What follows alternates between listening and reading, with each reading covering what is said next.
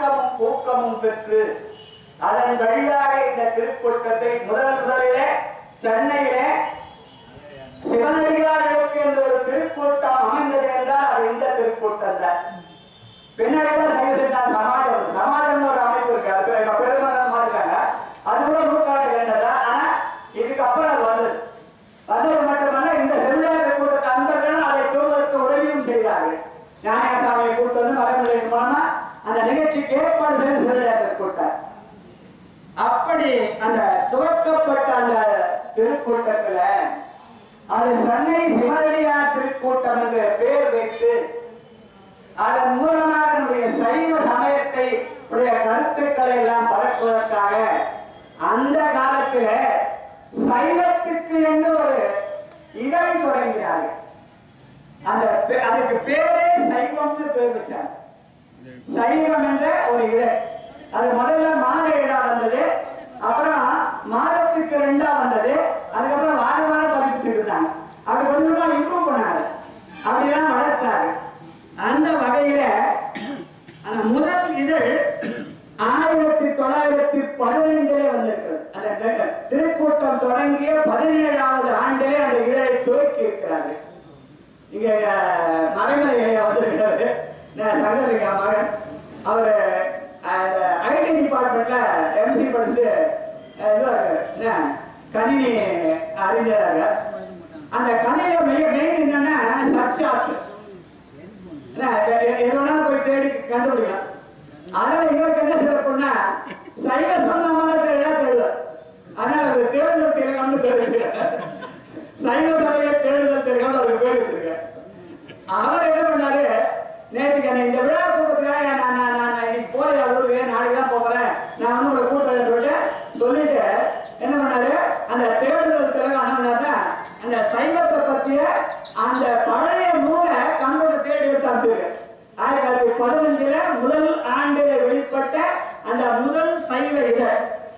அந்த இதழில் சைவம் பற்றி ஒரு அறிமுக செய்தியை சொல்லி இருக்கிறாரு. நம்ம எழுதுற அவரு தொடக்கத்துக்காக நான் சொல்றேன், இன்ஃபர்மேஷனுக்காக. அப்புறம் வேணும்னாலும் வாட்ஸ்அப்ல குரூப்ல எல்லாரும் ஷேர் பண்ணி நம்ம தெரிஞ்சுக்கலாம். அதுல அந்த முதல்ல விநாயகர் துதி, விநாயகர் தொடங்கலையா, அந்த விநாயகர் துதி வந்து அந்த திருவிளையாடல் புராணத்தில் இருக்கிற உள்ளமெனும் கடத்தினில் ஊக்கமெனும் தருநிறுவி உறுதியாக தள்ளறிய அன்பு எனும் தொடர்பு கூட்டி இடையிருத்தி கருகற்பாக கள்ளவினை பதுபோதும் களையிட்டு கழித்து உண்டு கருணை என்னும் வெள்ளை மதம் பொழி சித்தி வேடத்தை மேய்ந்து வருவினைகள் தீர்ப்பான் என்ற விநாயகர் துதியை போட்டுட்டு அந்த முதல் சொல்லு அதை எழுதுறாரு. இருக்க மாறி முதல்வரையா இந்த திருக்கூட்டத்தை தொடக்கி வைத்த பெருமகனார் சைவத்தை பற்றி தொடங்குறார். எப்படி தொடங்குகிறார் என்று பாருங்கள். அந்த சொல்ல கேட்டாலே நம்ம காய்ச்சிடும். அத ஒரு முதல் காலம் மட்டும் நம்ம படிக்கிறேன், தெரிஞ்சுக்கலாம். அப்புறம் வேணுன்றதை நம்ம ஓட்டத்தை ஷேர் பண்ணிக்கலாம். அது இவர்தான் பண்ணி விட்டாரு எனக்கு. அவர் எழுதுறாரு, சைவம் என்பது யாரு என்று கேட்ட போது சிவ சம்பந்தமுடையது சைவம் அப்படின்னு சொல்லிட்டு, அப்ப சிவமாவது யாரு என்ற அந்த சிவம் என்ற ஒரு சொல்லுக்கு அவர் தருகிற விளக்கமாவது சிவமாவது அகண்டமாய் அருள் நிலையாய் ஆதி அந்தம் மற்றதாய் ஆனந்தமானதாய் உயர்வு வெப்பு இல்லாததாய் உரையுணர்வு இறந்ததாய் எங்கும் நிறைந்ததாய் என்றும் உள்ளதாய் எல்லாம் அறிவதாய் எல்லாம் வல்லதாய் மலர் அகிலமாய் குணங்குறியற்றதாய் நாமரூபம் இல்லாததாய் பேரொழியாய் கற்பனை கலந்ததாய் போக்கு அளவு சமீபம் தூரம் சுகம் துக்கம் தூரம் சூக்குமம் சுத்தம் அசுத்தம் வேதம் அவேதம் குணம் குற்றம் குறைவு நிறைவு உயர்வு தாழ்வு முதலிய விகற்பங்களற்றது சைவம் அப்படின்னு எழுதுறாரு. எவ்வளவு பெரிய நீளமா ஒரு சொல்லுக்கு எவ்வளவு நீளமான விளக்கத்தை அவரு முகவுரையில எழுதுறாரு. அதுக்கப்புறம் அவரு நிறைய எழுதிங்க. நான் எழுத நேரத்துல சும்மா ஒரு பானை சோத்து வந்து நான் தம்பி அந்த அவளை படித்து காட்டி சைவத்தின் பெருமை எவ்வளவு நீளமானதை நாம் எல்லாம் உணர வேண்டும். அதற்கான விழா இந்த திருமுறை விழா. இந்த திருமுறை விழா திருமுறை இசையோடு இங்கே நடைபெறுகிறது. இப்ப நாம் திருமுறையை கேட்போம். அந்த திருமுறையை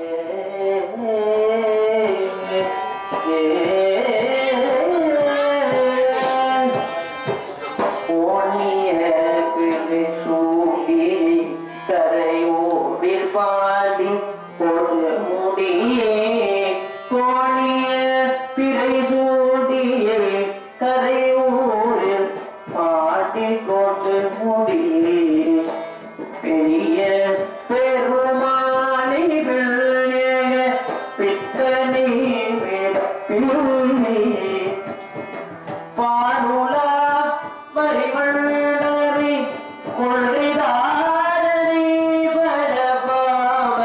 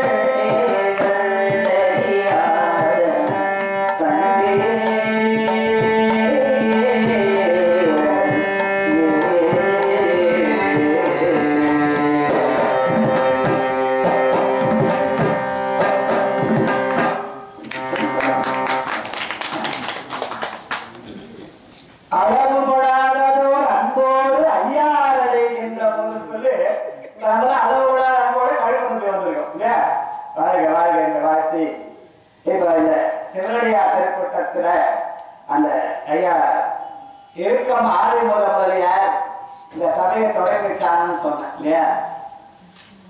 அவர் ஒரு அவர் வந்து ஒரு அக்கௌண்டன்டா இருந்தார்.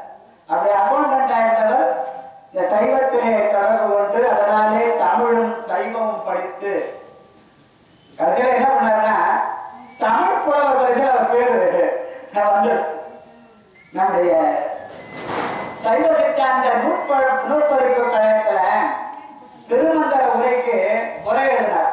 அதுல குறிப்புரை எழுத பெரியார் ஒருத்தர் துடி செய்கிறார் ராமசாமி புலவர். அவர் என்ன பண்ணாரு, அந்த தமிழ் புலவர்கள் எல்லாம் வரிசைப்படுத்தி ஒரு நூல் வெளியிட்டார். அது ஒரு 10 வால்யூம் 12 வால்யூம் வந்து அதுல இந்த 9வது வால்யூம்ல அந்த தமிழ் புலவர் வரிசையில நம்ம ஐயா இறுக்கம் ஆதிமூலவரை பற்றிய செய்தி எழுதியிருக்கிறார். சென்னை ராயப்பேட்டையில் 1896ஆம் ஆண்டு பங்குனி திங்கள் 28ஆம் நாள் இறுக்கம் ஆதிமூல முதலியார் பிறந்தார். அவருடைய தந்தையார் பெயர் கனகசபை முதலியார், தாயார் பெயர் சொக்கம்மாள். இவர் முதலில் தெலுங்கு பாடசாலையில் கல்வி பயின்றார். பிறகு தந்தை வழி இவருக்கு தமிழ் பாட புத்தகம் முதலியவை கற்பிக்க தொடங்கினார். பிறகு ஆதிமூலம் தாமே தமிழ் இலக்கியங்களை கற்று சிறந்த தமிழ் பயிற்சி உடையவராக திகழ்ந்தார். இவருடைய தமிழ் அறிவை பள்ளிக்கூட தலைமை ஆசிரியர் பார்த்து வியப்படைந்தார். தமிழ் புலவர் பள்ளிக்கூட நாட்களில் இவரையே தமிழ் பாடங்கள் நடத்துமாறு செய்தார். அத்தகைய சமயங்களில் ஆதிமூலனார் தமிழின் அருமை பெருமைகளை மாணவர்களுக்கு எடுத்து கூறி வழிபடுத்தினார். ஆதிமூலனார் தமிழையே பெரிதும் விரும்புவதை பள்ளி தலைமையாக இருந்தார். அவர் ஒரு நாள் வகுப்பு மாணவரை பார்த்து தமிழ் சிறந்ததா தெலுங்கு சிறந்தா என்று விளையாட்டாக கேட்டார். ஒரு தெலுங்கு மாணவன் சொன்னான், தெலுங்கு கேட்டாலும் அப்படின்னு சொன்னாரா, தெலுங்கு வந்து தெளிவானது தமிழ் மோசமான சொல்லிட்டானா. உடனே ஆதிமூலனார் எழுந்து நின்று சொன்னாராம், தமிழ் தங்கம் என்றும் வடகு வல்லக்காடு என்றும் சொன்னாராம். அப்படின்னு அந்த வரலாற்றிலே அவர் எழுதி இவருடைய தமிழ் அறிவை வைத்திருக்கிறார். அவர் வைணவ தமிழாசிரியராக இருந்து பல தொண்டுகளை எல்லாம் நமக்கு செய்து இந்த திருக்கூட்டை நமக்கு தந்திருக்கிறார். அவருடைய வரலாறு நிறைய பொறுப்படைகள் நிறைய செய்திருக்கிறார், நிறைய பொறுப்படைகள் செய்திருக்கிறார். திருமலையிலே அவர் செய்த விஷயங்கள பெரியதுன்னா இதற்கு கேள்விப்படாத செய்தி. ஆண்டுதோறும் நிகழும் அந்த 63 நாயன்மார்கள் தெருவில் எழுந்தருள அந்த விமானங்களை இதுக்கு அளவுதான் செய்தி கொடுத்திருக்கிறார். அவர் செய்தி பதிப்பிட்டிருக்கிறார். நான் அறுபது பார்க்கிறோம். ஆனா அந்த விமானங்களை செய்து கொடுத்த சிறப்புக்குரியவர் நம்முடைய இறுக்கம் ஆதிமூலமாக இந்த செய்தியில் அவர் எழுதியிருக்கிறார். அந்த மாதிரி அவர் திருவொற்றியூரிலே போய் அந்த கோயில் திருமுழுக்கை நடத்தியிருக்கிறார். அதன் மூலமாக தொண்டை நாட்டிலே உள்ள எல்லா 32 தலங்களையும் அடியார் கூட்டத்தோடு வலம் வந்து இறுதியாக தொண்டை நாட்டிலே 4 தலம் என்று இங்கே வந்து திருக்கழுக்குடலே கடை வழிபாட்டை முடித்திருக்கிறார் என்றெல்லாம் அவரை பற்றிய செய்திகள் எல்லாம் எழுதி அதன் மூலமாக திருநெல்வேலி கூட்டத்துக்கு பல நல்ல பெயர்களை அவர் ஏற்படுத்தி தந்திருக்கிறார்.